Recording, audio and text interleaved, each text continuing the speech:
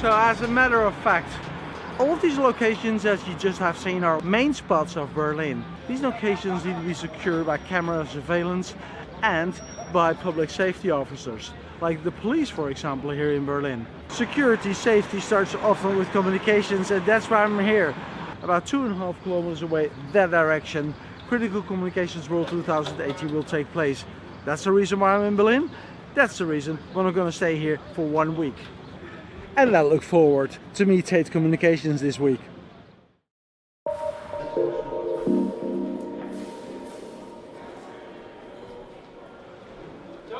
Just you. No, indeed. Alright, I'm so used to enter a car from the left side, P25 equipment.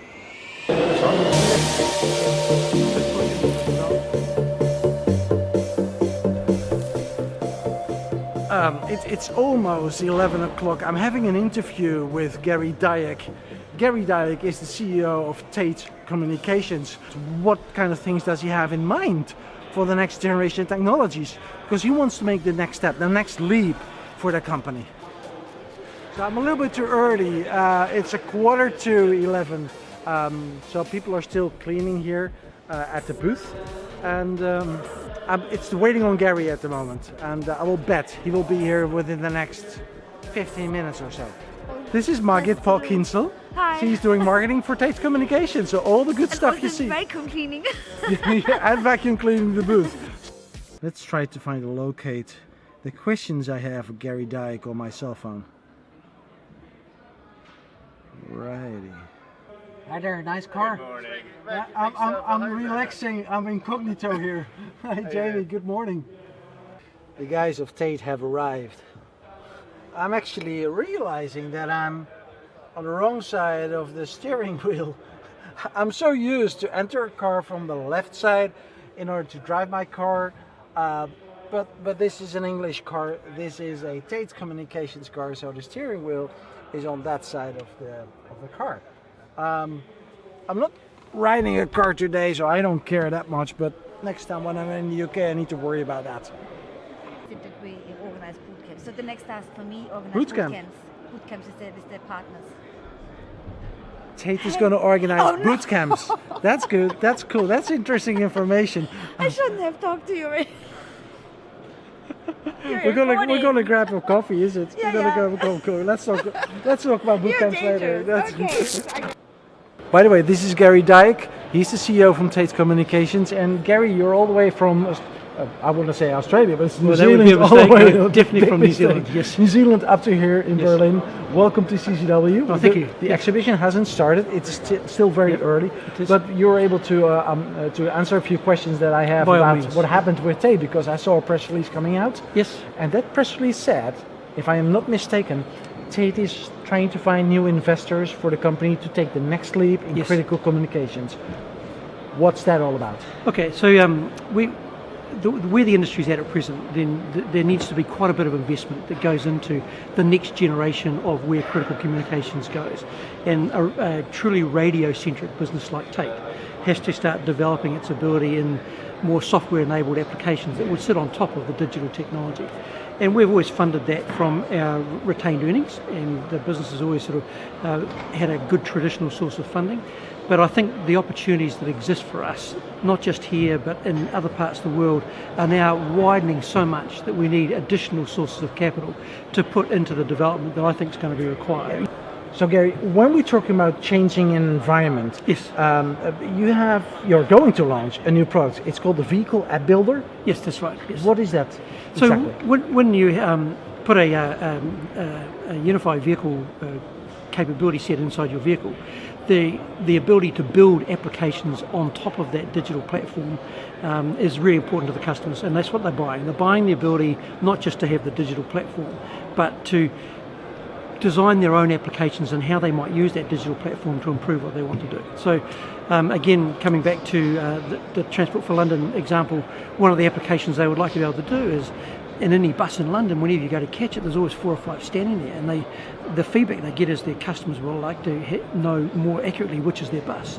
Well, an application that on their phone that allows them to connect through the bus and say, this is your bus and this is when it's going. That's the sort of thing that we want Transport for London to be able to design and build and put in place on their own, and the app builder allows that to happen. And it's still about critical communications, or just any communications, because it's open, right? It is open. So when we talk about critical communications, the way we think about it is if it's protecting people, property, or productivity, it's a critical communications network. So any application that allows those connections to be made more effectively falls into our definition of critical communications. Exactly. That's cool enough to keep the just put the full thing.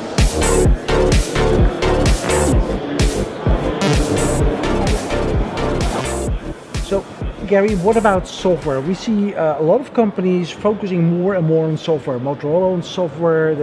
I just had an interview with the CTO with Motorola about how they are seeing the thing in the fuse.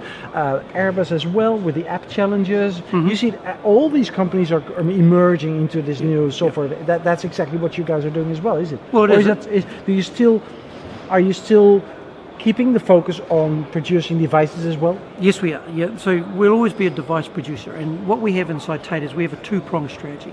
One is to really promote and exhaust and take the concept of physics-based manufactured radio technology to its ultimate end, wherever the customer wants to go. But then you sit there and say that sits in the middle of a value chain, and on either side of it, your communications have got to integrate with wider enterprise-based activity inside a customer. And to do the integration gateways are all software enabled and software driven. So we are doing more and more around how you integrate that voice communication into a data and an enterprise-wide management system so that the customers can work on improving their productivity and performance. This wider connection of your voice-related communications into text-related, we understand and we can do inside an LMR or PMR construct. But how once you've got applications running, you take that data into wider enterprise management and productivity improvement is where the role of software-enabled solutions come from. And yes, other competitors are out there are spending quite extensively in this space, and we need to follow them, and we need to partner up with those who are already in this space, like some of the network providers, so that we are going to a customer with an integrated solution. Exactly. TAIT has made a decision that it wants to be part of a wider ecosystem of multiple partners to create a broader solution. And creating the value for other MVNOs, for other companies to work with, right? That's right. what it's all about. Right. That's what it's all about. Yep. About other partners, about Harris actually. Yes. Yeah, that's what I want to talk about. We saw this press release about Harris some time ago. We have seen you at IWC working with Harris very closely. Yes. Integration of the names and the brands and so on. Yep. What about that? Can you give us a status? Harris is a really good example of a good partnership for us. We on the 20th of July this year, we celebrate 2 years of the partnership working effectively together. And from a TAIT point of view, we've been able to achieve at a very practical level a much wider footprint into the US through greater distribution channels for our products. So that's been really, really good. But what we've also been able to do with Harris is work with their customers on where they want a joint sort of development pathway between TAIT and Harris to go, so that we are working effectively in that public safety and the utilities and market verticals in the US in a much more integrated way. So that's the next step, and we're pretty keen to take that. I think that's a very easy integration with these two companies. I think it's difficult when you have different cultures mixing together and try to work with each other, but New Zealand and the United States, these cultures are relatively similar, is it? Well, I think the culture challenge still remains the biggest one, where you have a large publicly listed company with a small privately owned company. But if you get your basics right, so we had a good product complementarity in the way we did things. We had a good complementarity in the way we had our distribution channels coming together, and we had similar sort of focus on the install base in the US, which when we brought together. So those three prerequisites mean that we can take on the culture challenge and still be successful, and that culture challenge is really starting to see its way to some real green lights in the future. All right, that's good. Yeah.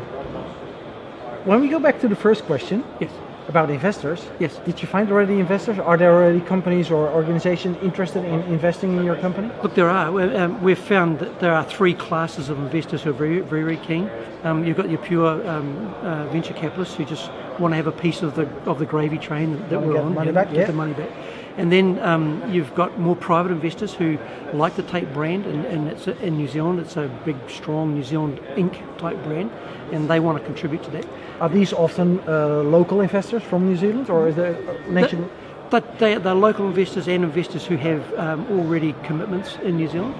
But then there's a third classification, which is sort of more industry partnership type investors.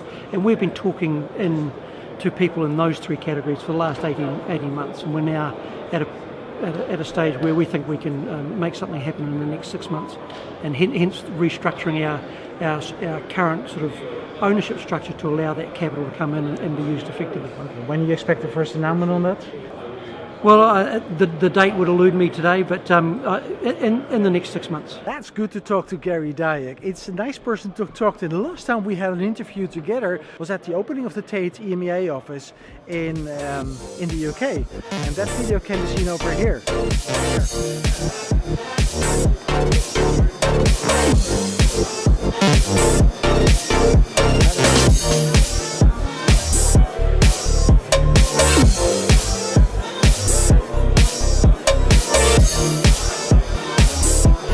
There's one thing you can say about TAIT Communications, they know where the party is. It's good to see the team of TAIT talking to all kinds of customers here and with our friends from the industry. From PMR to MCPTT, it's best done in a